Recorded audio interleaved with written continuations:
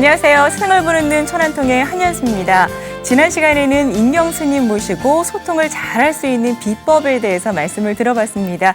자, 오늘 이 시간에는요, 인경스님께서 미움을 버리고 행복해지는 방법을 일러주실 거라고 하는데요. 인경스님 벌써 나와 계십니다. 어서 오십시오. 안녕하세요. 네, 안녕하세요. 네, 스님. 지난 시간 우리 스님 강연 정말 반응이 뜨거웠습니다. 예. 감사합니다. 오늘은 행복해질 수 있는 비법을 알려주실 거라고 하는데 우리 스님께서 생각하시는 행복이란 어떤 거라고 생각을 하세요?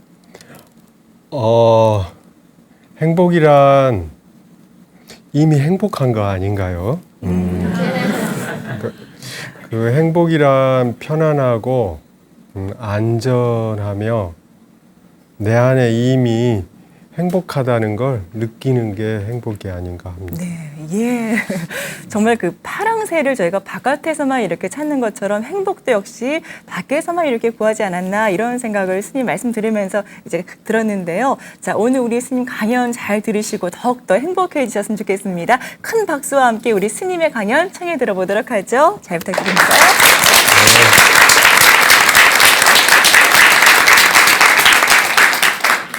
네, 방금 행복에 대해서 이야기했는데요. 지난 시간에 그 소통하는 것은 마음에 걸려 있는 게 뚫린다. 그럴 때 우리는 행복감을 느끼는 겁니다. 예. 근데 본래 우리는 막혀 있는 게 아니고 근본적으로 우리는 뚫려 있는 상태고 고통을 받지만 그 고통이 우리를 아프게 하는 것은 사실이지만 그 고통이 비정상이 아니고 우리 삶은 고통스러운 것 그 자체가 이렇게 받아들이는 것입니다. 그럴 때 우리가 행복하다 이렇게 이야기할 수 있어요. 근데 세상을 살 때 우리가 태어날 때는 누구에게 태어나냐면 엄마에게 태어나요. 네. 그건 사실이죠. 네. 예. 엄마의 품 안에서 제일 먼저 엄마를 느끼는 거거든요. 그래서 나 아닌 누군가를 느끼는 것이 우리는 이제 행복하다라고 이야기할 수 있겠어요. 다시 말해서는 너가 나를 이해해주면 나는 행복하죠.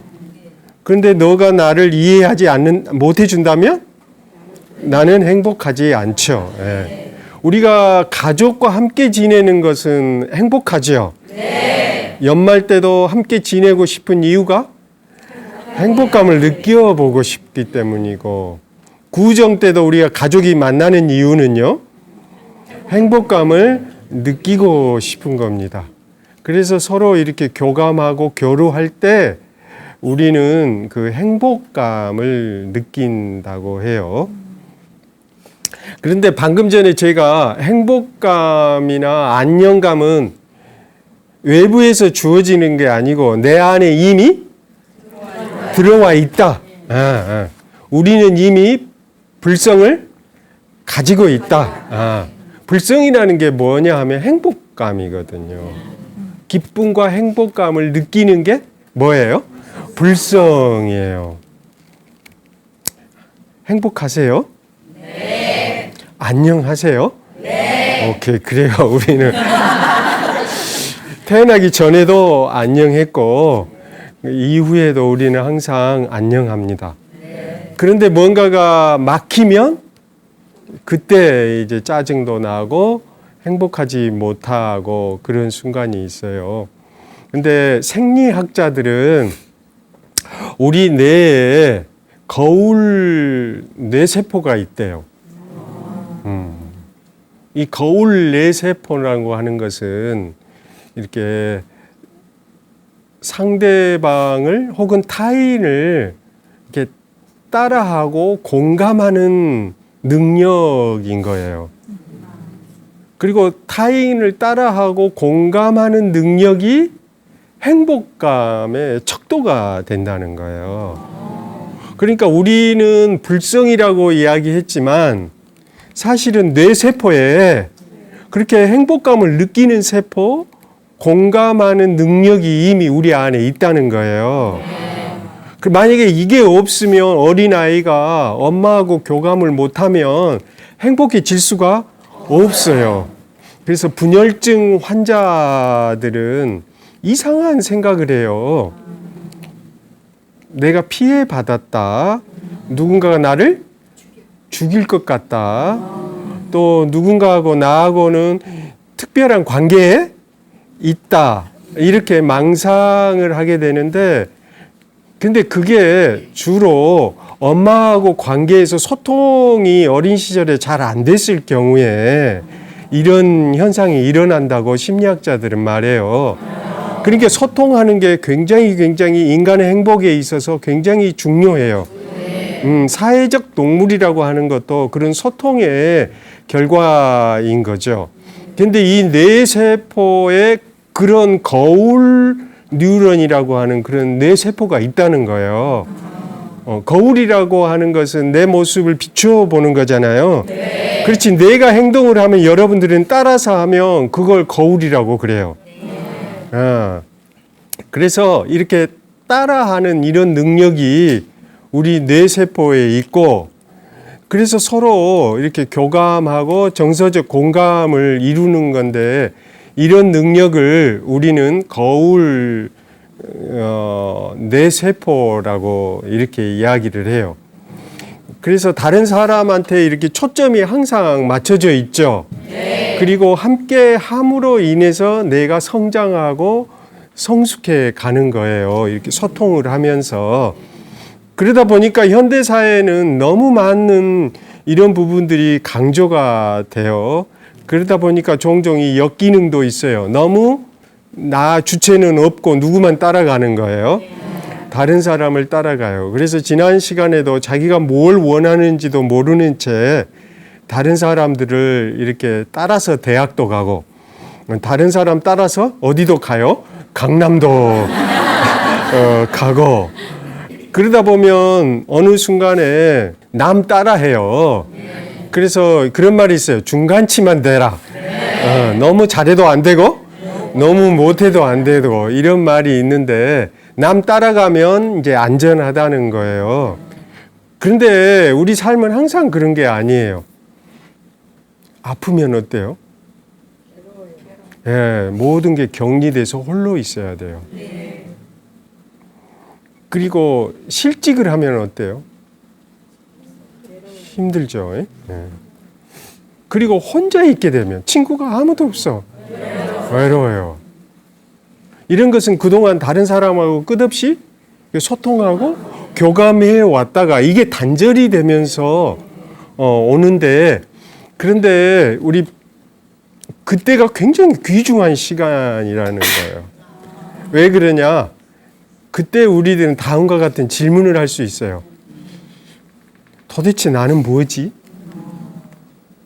무엇이 진정한 나일까? 그동안 결혼해서 아이들 키우느라고 정신없이 달려왔는데, 애들이 20살 넘은 뒤로부터는 어때요? 다 떠나버렸어요. 그래서 나는 어때요? 허전하고 외로워요. 누군가하고 관계 속에서 살아왔는데 갑자기 홀로 뚝 떨어진 느낌이 들어요. 이럴 때 우리는 질문하게 돼요. 도대체 무엇이 나일까? 지난 세월 뭘 위해서 살아왔을까? 그리고 앞으로는 어떻게 살 건가? 이런 부분들이 그 새로운 목표와 새로운 행복을 위해서 준비해야 할 부분입니다. 그러니까 제가 말씀드리고 싶은 것은, 다른 사람과 끝없이 교감하고 교류하고 다른 사람을 따라서 하면서 행복감을 느껴왔어. 그런데 어느 순간에 홀로이라는 거, 그럴 때 어떻게 하면 좋을까요? 삶이란 불안이다. 삶이란 본래 의미가 없는 거야. 그리고 언젠가는 나도 죽음을 맞닥뜨릴 거야. 이러면 어때요? 슬프고? 이럴 때는 행복한가요? 아니요. 그럼 어떻게 해야 행복을 찾을 수 있을까요? 자기를 찾는 거예요. 뭐가 나일까? 뭐가 진정으로 나일까? 나는 정말 원하는 게 뭘까? 이렇게 찾을 때, 이렇게 질문할 때, 그때 비로소 자기를 찾아가는 거고, 그럴 때 우리는 행복하다고 할 수 있어요. 제가 첫 번째는 다른 사람과 교감하고 소통할 때 그 능력이 우리한테 있다는 거고, 근데 이것은 세상을 살아갈 때 필요해요. 근데 어느 순간에 홀로 뚝 떨어질 때는 어떻게 해야 되냐 이거죠. 이럴 때요, 이럴 때. 친구를 사귀는 거, 그리고 무엇이 나일까? 이렇게 질문을 해서 자기를 찾아가는 그런 여행을 했으면 좋겠어요. 그래서 이번 겨울에도 여러분들이 이러한 삶을 살았으면 좋겠습니다. 네. 예. 우리 스님 나를 알아차리는 방법 가운데 하나가 또 그 주변 다른 사람들한테 나에 대해서 의견이나 또 반응 같은 걸 물어보고 확인하는 게 또 나를 알아가는 방법 중에 하나가 아닐까 생각이 되는데요. 또 그렇다고 또 너무 남의 말만 또 듣기는 그렇잖아요. 이게 자꾸 남의 얘기를 또 거부하게 되고 고집으로 굳혀지게 되지 않을까 싶은데 다음 또 어떤 걸 준비하면 좋을지 이어서 말씀 부탁드리겠습니다.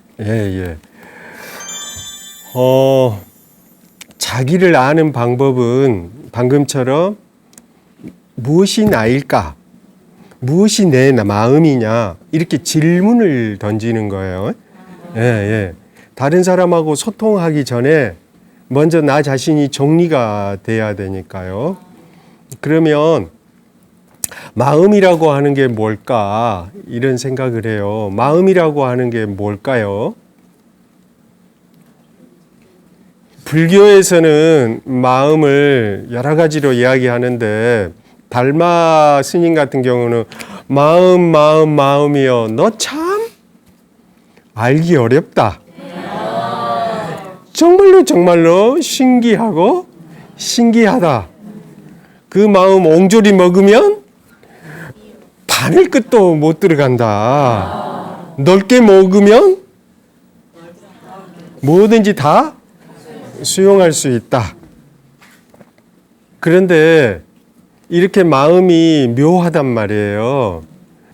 그런데 너무 막연하잖아요. 그런데 구체적으로 마음을 어떻게 정의하면 좋을까요?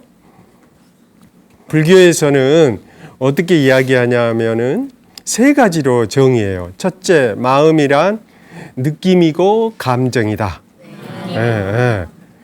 불안이고 우울이고 슬픔이고 분노고 짜증이고 이런 것들을 감정이라고 그래요.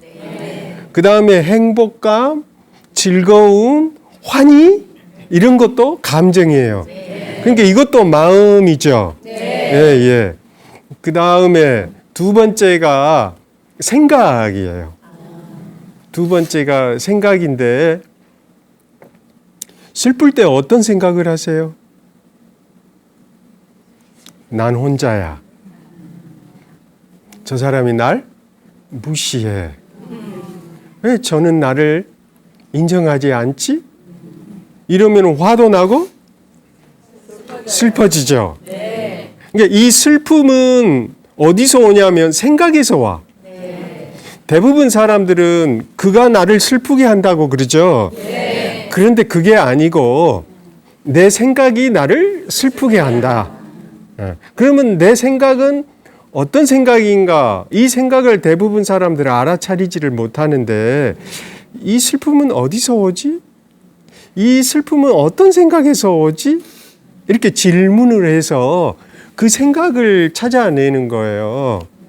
그러면은 그걸 찾아내면 그 슬픔이 어디서 오는가 알 수가 있어요.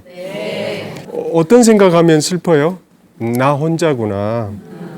아이들이 다 떠났구나. 뭐야 그동안 20-30년 동안 나 뭐 했지?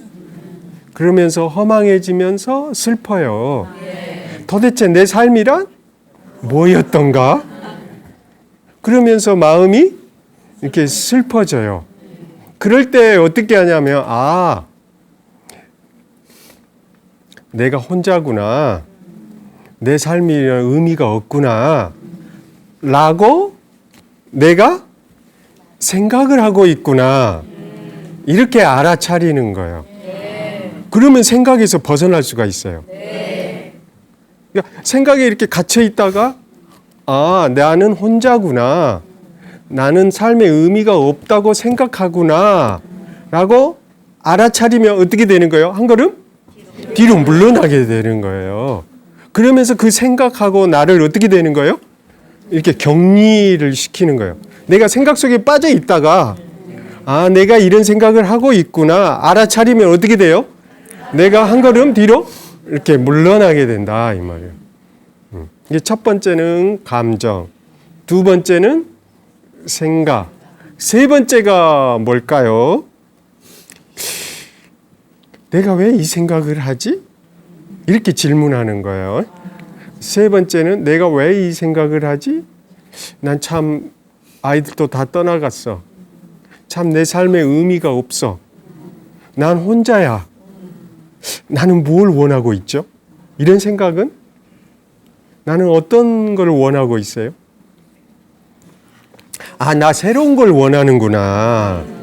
지금까지 삶과는 다른 아이 키우면서 살아왔는데, 아, 이제 나는 나 자신을 위해서 뭔가를 하고 싶어 하구나. 그런가요? 네. 리얼이? 아, 나는 새로운 무언가를 하고 싶어 하는구나. 아이들로부터 놓여나서 정말 나의 성장을 위해서, 나 자신을 위해서 뭔가를 원하고 있구나. 그러니까 너 슬픈 거야? 너 혼자야? 삶에 너 그동안 어떻게 살았어? 이런 생각이 든 것은 그 밑바닥에 뭐가 있다는 거죠? 아, 나 새로운 걸 원하고 있구나. 나 자신에게 뭔가 선물을 주고 싶구나. 나 새로운 삶을 살고 싶구나. 이전과는 다른. 나 변하고 싶구나. 그래, 오늘 미장원 가서 뭐 하고 싶다?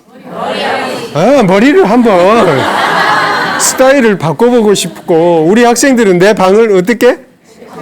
아, 책상을 바꿔보고 싶구나. 새로운 변화를 원하는구나. 내 안에 이런 갈망이 있구나. 그래서 불교에서 이 세 가지를 정확하게 이렇게 자각하고 아는 것을 공부한다. 마음 공부한다 그래요. 그리고 이 세 가지를 알면 행복해지는 거예요. 이 세 가지를 나누면 행복해져요. 첫 번째, 내가 슬프다? 그러면 친구한테 따르릉 전화해서 나 슬퍼. 넌 어떠니? 그때 친구가 뭐라고 대답해 주는 거예요? 맞아, 나도 슬퍼. 그 뇌에 거울 그 세포가 있다고 그랬잖아요. 그래서 거울 세포가 그래, 맞아, 나도 슬퍼. 그래주면 기분이 어때요? 좋아지면서 행복해지죠. 그게 소통하고 공감해주는 능력이거든. 맞아. 너는 무슨 생각하면 슬프지? 친구가 물어보는 거예요. 그럼 뭐라고 대답해요? 나 혼자라는 생각했어. 아이들이 다 떠나버렸거든. 그러니까 친구가 뭐라고 그러는 거야? 맞아. 나도 그 생각에, 나도 혼자라는 느낌이 들었어. 그래서 내가 이렇게 힘든 거야. 아, 그 아이들 탓이 아니구나. 아이들을 붙잡아. 떠나간 아이 바짓가래를 잡고 못 떠나게 꽉 잡아요. 열심만 안 두라도 어때요? 난리가 나요. 불안해서. 그걸 놓아줄 수가 없어요. 근데 왜 그러냐 하면 내 안에 불안하기 때문에. 어떤 생각이 불안하지? 아, 그 아이가 내 삶의 의미였거든요. 근데 그 아이가 떠난다는 것은 의미가 없어져 버린 거야. 미닝이 그 아이로부터 왔는데 그 아이가 떠나니까 나는 어떤 상태가 되는 거예요? 미닝리스가 되는 거예요. 의미 없음이 돼버려. 이럴 때 어떻게 해야 돼요? 알아차림을 해야 돼. 아, 내가 아이로 말미암아서 의미를 가져왔는데 아이가 떠나니까 내가 의미 없다고, 내 삶이 의미 없다고 느끼는구나. 아, 그러니까 내가 새로운 의미를 찾고 있구나. 찾아야겠다. 이렇게 생각하면 아들 문제가 어떻게 되는 거예요? 해결이 되죠. 아들에 대한 집착이 노연하면서 행복한 거예요. 아들 입장은 어때요? 엄마가 날 너무 붙잡고 있어. 엄마가 날 아직도 취급해. 집에 들어가기 싫어. 도대체 뭐야, 엄마는? 맨 잔소리만 하고. 그러면서 아이가 안 들어. 엄마 골탕 먹여봐라. 엄마도 골탕 먹어봐.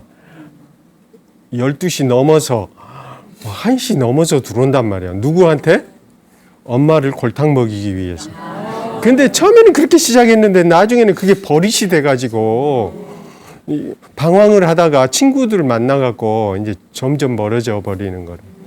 그래서 엄마가 놓아줘야 되는데 이 놓아주는 것은 내 안에 새로운 의미를 찾고 있다는 거, 그 갈망을 알아야 된다 이 말이에요. 그렇게 하는 게 성장에 도움이 되고 그게 소통의 길이다. 그래서 마음을 행복하게 여러분들이 원하신다면 감정, 두 번째가 생각, 세 번째가 갈망, 수상행, 수상사, 이 세 가지, 오온 가운데 이 세 가지를 분명하게 자각을 하면 비추어 보면, 오온을 비추어 보면 그것이 텅 비어 있을 때 우리가 행복해진다. 이게 반야신경의 내용이다. 이렇게 정리하겠습니다. 네. 내가 어떤 상태인지를 이제 하나씩 알아가는 과정에 대해서 말씀을 들려주셨는데요. 이 행복해지는 방법도 왜 명상을 통해서 마음을 좀 이렇게 편안하게 함으로써 또 이렇게 행복해지는 것들이 있을 것 같은데 다음 말씀 또 이어서 계속 좀 들려주세요. 예. 그러면은 감정, 생각, 갈망이 항상 일어나요. 마음이 있는 곳에는 이 세 가지가 항상 있어. 그래서 이것을 마음의 세 쌍둥이다. 뭐라고요? 예. 그렇게 인경스님은 그렇게 이름을 붙였어요. 감정, 생각, 갈망, 이 세 쌍둥이가 항상 무엇을 따라와요? 인연을 따라서 와요. 이 인연을 따라서 오는 거예요. 조건을 따라서 와요. 그리고 그 조건이 닿으면 떠나가. 그런데 우리들은 집착해서 그걸 꽉 붙잡죠. 누구도 붙잡듯이 아이들도 붙잡듯이. 그리고 우리 남자들은요, 직장에서 떨려나면 정말 힘들어요. 그래서 그걸 꽉 붙잡아야 돼. 그래야 남성으로서의 자존감, 가부장으로서의 존재감을 느끼는 거거든요. 그럼 뭐 이럴 때 어떻게 해야죠? 또 한 가지 방법은 첫 번째 알아차림하는 거고, 또 한 가지 방법이 있는데 굉장히 중요한 방법인데 수용하는 거예요. 받아들이는 거. 암 환자가 암이라는 선고를 받고 그걸 수용하는데 6개월이 걸린대요. 나는 아직 암에 안 걸려봤는데 제 아버님 보니까 굉장히 힘들어 하시더라고요. 6개월이 걸린대요. 막 벽을 치고 그 자포자기에 빠지고. 근데 자기의 암세포를 받아들일 수 있을 것 같아요. 처음에는 어려울 것 같죠. 자기의 실직이나 이런 것을 받아들이기가 힘들겠죠. 이렇게 받아들일 수만 있다면 참 좋겠죠. 예. 받아들이는 중요한 한 가지 방법은 모든 것은 변한다. 예. 이 아버지가 장사를 많이 했어. 그런데 돌아가셨어요. 그래서 아들 둘을 남겼어요.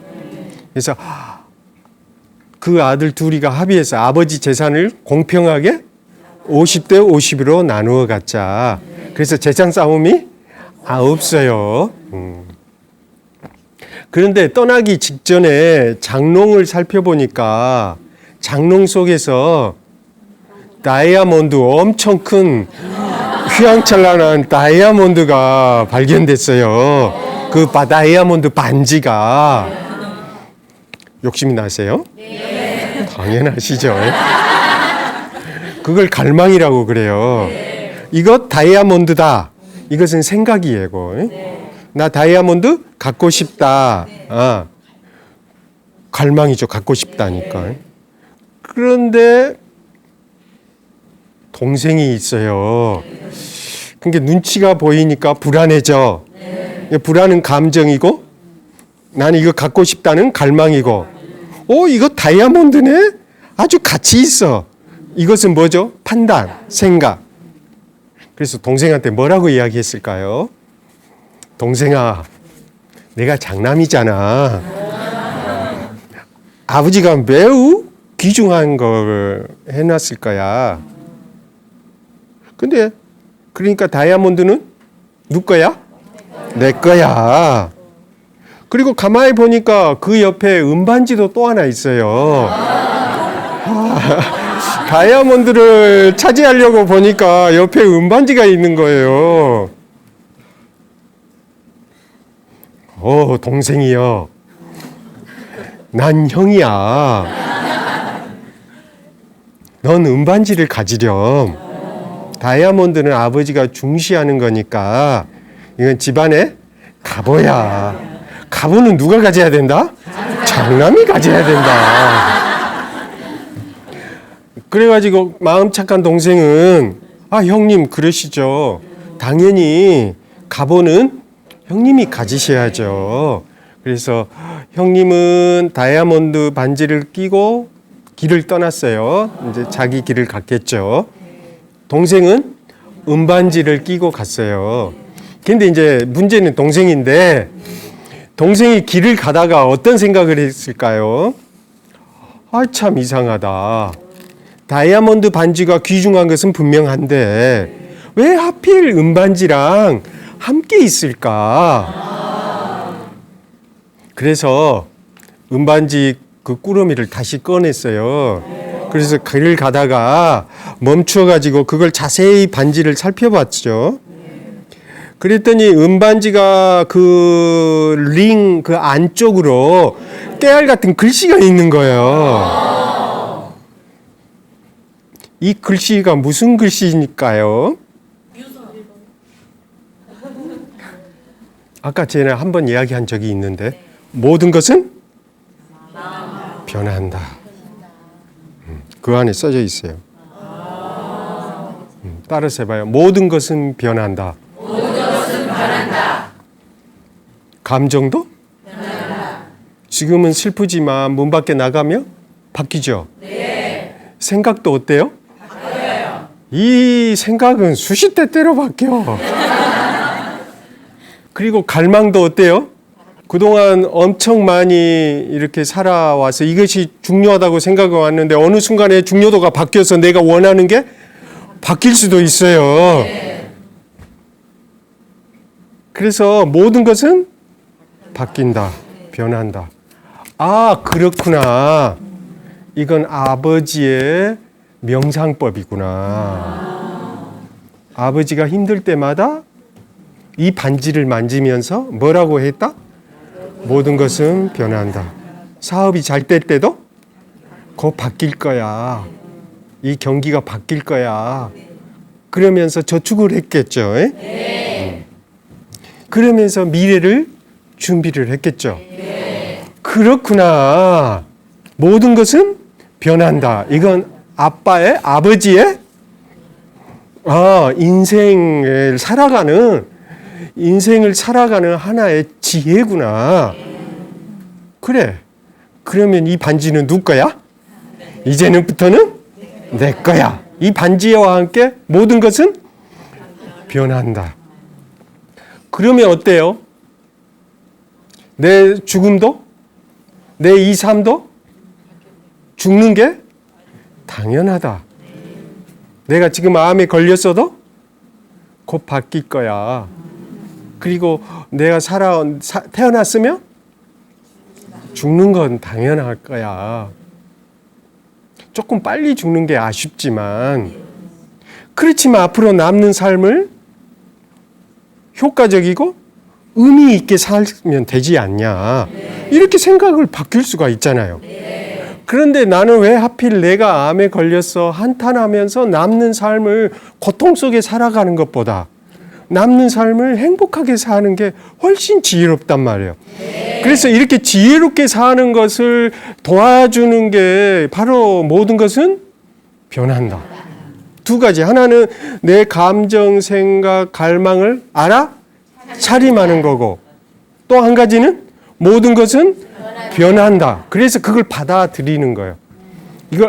이걸 수용한다고 그래요. 근데 심리학자들이 실험을 했어요. 이산화탄소 흡입 실험이라는 걸 했어. 그래가지고 봉지에다가 맞는 이산화탄소가 있는 걸 흡입하는 실험을 했어. 몇 초간, 10초간. 그러면 이쪽 집단도 하고 이쪽 집단도 하고, 여러분들은 관찰자. 근데 이쪽 집단은 알아차림과 이 수용하는 훈련이 된 집단이고, 이쪽 집단은 자기가 모든 것을 통제하고 관리한 그 CEO 그룹이라. 이쪽 그룹은 명상을 해서 삶을, 고통을 있는 그대로 받아들이는 그룹이고. 그래갖고 이산화탄소 흡입 실험을 하면 어떤 일이 일어나냐면, 머리가 아파. 그리고 어지럽고 숨이 막혀 죽을 것 같아요. 그리고 어떤 사람들은 토할 것 같아. 이것은 심각한 고통이에요. 그러면 이 고통을 어떻게 처리할 거냐 이거죠. 이쪽 그룹은 통제하고 관리하니까 어떻게 해요? 이쪽 그룹은 고통을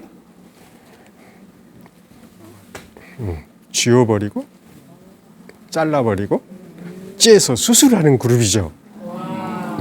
이 그룹이고, 이 그룹의 삶을 있는 그대로 고통도 삶의 일부라고 이렇게 받아들이는 그룹이요. 근데 이산화탄소 이렇게 10번을 했단 말이에요. 그게 막 뒤로 넘어질 것 같으니까 사람들은 어떻게 반응했냐면, 이쪽 그룹들은 더 이상 못 견디고 어때요? 고통을 없애버리니까 이걸 떼버리는 거예요. 그리고 어떤 사람은 뒤로 발랑 넘어져갖고 발작을 일으키는 팀도 있고, 그리고 중간에 난 더 이상 못하겠다고 포기하는 사람도 있어요. 근데 이쪽 그룹은 어때요? 한 사람도 뒤로 안 넘어졌고, 탈락자도 한 사람도 없고, 훨씬 더 삶을 받아들이더래. 삶을 받아들이는 사람들이 행복한 사람이에요. 고통은 피할 수가 없어요. 살면서 어떻게 위기를 안 만나고 살려고 해요? 어떻게 고통을 안 피하고 나만 행복하려고 해요? 목이 안 물리고 싶지만 목이 물려요. 동양의 명상의 방식은 삶을 받아들이는 거예요. 그래서 심리학자들이 통계를 내봤어. 왜 어떤 사람들은 우울증에 빠져버리고, 왜 어떤 사람들은 같은 직업을 잃어버렸음에도 불구하고 여전히 건강한가? 어떤 사람은 사업에 실패해서 망해가지고 병에 걸려버리고, 어떤 사람들은 실패했지만 다시 재기할 수 있는가? 이 사람들을 살펴봤더니 그 기준이 뭐예요? 받아들이는, 그 아픔을 받아들이는 사람들은 재기를 하더라는 거예요. 그리고 그 사람들은 행복을 다시 찾더라는 거예요. 이게 가장 큰 차이점이라는 거예요. 이게 행복하기 위해서는 감정, 생각, 갈망, 나를 가로막는 것을 알아차려서 그것을 자각하는 거고, 두 번째는 뭐 하는 거예요? 받아들이는, 수용하는 거. 그것이 우리를 행복하게 할 것 같습니다. 네. 우리 스님 말씀 듣고 보니까요, 정말 그 마음이 우울하거나 또 힘들 때 한 발짝 떨어져서 나를 좀 발견할 줄 안다면 진짜로 내가 원하는 게 무엇인지 알 수 있으리라 생각이 들었습니다. 우리 말씀 들어주신 인경 스님께 큰 박수 한번 부탁드리겠습니다.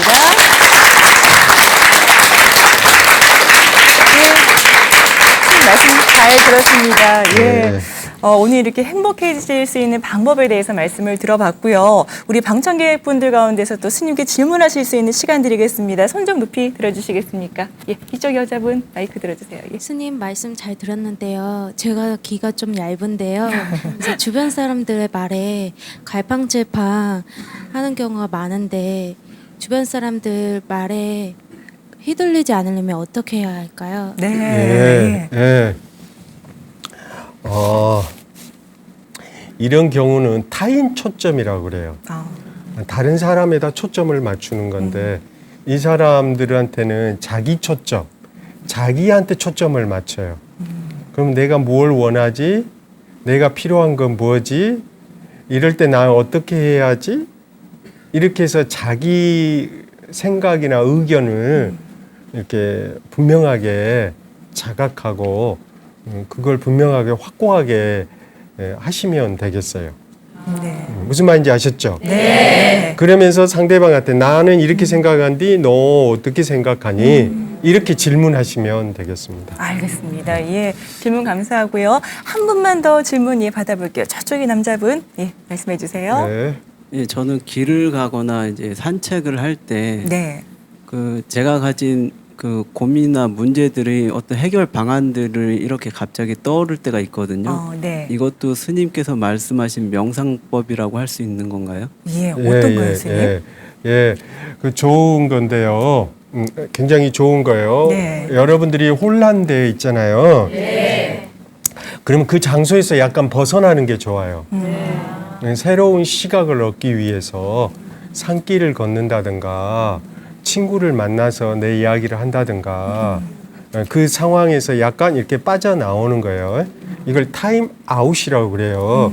그 흐름 속에서 빠져나와서 객관적으로 보는 건데 그렇게 걷다 보면은 그 문제에 대해서 내 안에서 이렇게 떠올라오죠. 네. 그래서 어떻게 해야겠다는 아이디어가 이렇게 떠올라와요. 저도 글을 누가 부탁하면 금방 글쓰기가 안 되고 네. 그에 관련된 자료를 찾고 이렇게 산책을 하거나 시간을 보내면 글을 어떻게 써야겠다는 아이디어가 이렇게 떠올라오는 경우가 있어요. 그래서 이런 것을 명상이라고 할 수 있느냐? 근데 이것을 명상이라고 하기보다는 이런 경우는 사색하다, 성찰하다, 네. 이렇게 불러야 더 맞을 것 같아요. 네. 그리고 그다음 명상은 판단을 멈추고 있는 그대로 알아차리고 받아들이는 걸 명상이라고 그래요. 그래서 이것을 동양적 명상이라고 그러고 서양의 그 철학자들 특히 데카르트라든가 서양에서의 명상은 방금 질문하신 분과처럼 네. 서양에서는 저걸 명상이라고 불러요. 고요하게 앉아서 생각하는 거예요. 네. 새로운 계획을 세우고 새로운 이렇게 성찰을 하는 것을 명상이라고 그러는데 동양에서는 생각을 멈추고 있는 그대로 받아들이는 걸 그리고 통찰하는 걸 명상이라고 그래요. 그래서 동양에서 하는 명상하고 서양 명상이 약간 차이가 있어요. 네. 알겠습니다. 예, 질문 주신 두 분 감사드리고요. 예, 선생님 이제 아쉽게도 프로그램 마무리할 시간이 슬슬 다가와서요. 끝으로 뭐 당부하고 싶으신 말씀이나 또 하고 싶으신 말씀 있으시면 여쭙겠습니다. 예. 예. 새해 건강하시고요. 네. 항상 새해는 새로운 날들이 오잖아요. 네. 매일매일이 새로운 날이지만 우리가 새해를 특별하게 기리는 것은 우리가 익숙해진 마음 상태를 새롭게 이렇게 혁신하는 겁니다. 근데 제일 좋은 방법은 그동안 소홀히 했던 사람을 찾아가고 전화 한 통화 해주는 거예요. 제가 잘 아는 어떤 노스님은요, 어떤 분이 외로울 때 어떻게 해야 돼요? 그러니까 외로울 때 나하고 소원했던 사람에게 전화를 하라는 거예요. 네. 그래서 화해하고 소통해라. 그게 행복이다. 새해에 여러분들이 소통하시고 네. 새로운 사람을 만났으면 좋겠습니다.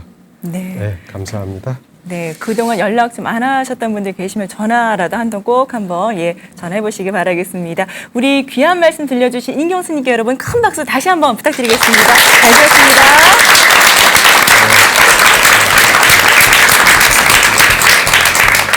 네, 인경스님과 함께한 세상을 보는 눈 천안통 이제 마무리할 시간이 됐습니다. 오늘 스님의 강연 쭉 들어보니까요. 나를 알아차리고 진리를 깨달았을 때 진정한 행복은 내 안에 있다는 걸 알게 되셨으리라 생각이 듭니다.